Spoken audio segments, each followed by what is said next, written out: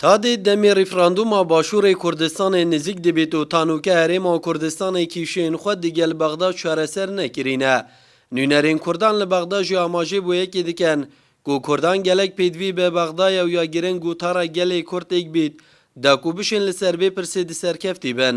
هفدم سروکی زنکوی اربیلیا نیف دولتی جی دوی باری دایه. گراگاندنا کردی جی بو پرسی نتوایی به تایبت پرسا ریفراندوم و کیشین دیگل بغداد وکو پیدوی نشوه پینگاوین ارینی بهاوید. پس رامن کرد اگر دولتش چیکن آن رفراندوم جیب کن نزدیکترین پایتخت بما بغداد برنده هر چکی بکن اگه بشن هماهنگی که دیال بغداد بکن دی بو چاره نویسی کردا بو صبح کرد وکی جیرانت ما دی باشتر بید مدید یعنی وکی نمونه کو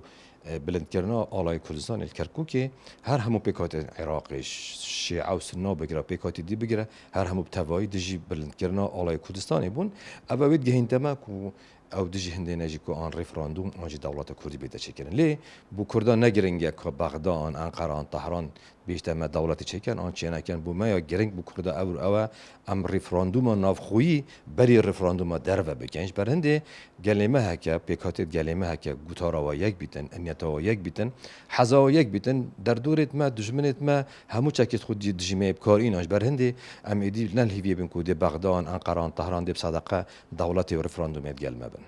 بغداد کارێکی ئەساسی بەغدا قائیت لێ نییە تۆ نزانی دە تحکومێ گەل کێکەی دەگەل کێ دانوستاندنێ بکەیت یە حکمیت کرد البغدا صاحب بریار نییە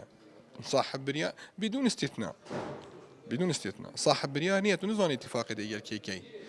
یە حەجت کرد ژێ دوێت اتفاقی گەل تاب کرد ئەو جورعەت نییە اتفاقی گەل تاب کرد شبر هندی تو دی برای بر رفراندوم چی رفراندوم آخو که پشتی هنگیه هکر خارطه سیاسی ها تا گورین هکر موقف ها تا گورین چند توحید موقف کردستانی بتا کردن موقف البغدادی قایم تر بد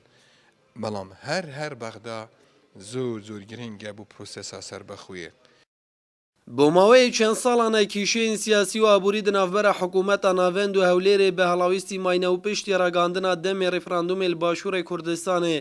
آریشه زیدتر لحاتینه. نونرین کردان لبغداد دخوازن کو نافمالا کردی به تاریخ خستن پاشان دیگل بغداد کیشین خود چارەسەر بکنج بویه که کو بشین رفراندوم که تندروش جبو سر بخوی انجام بدن. نجار محمد کرساد نیوز دهوک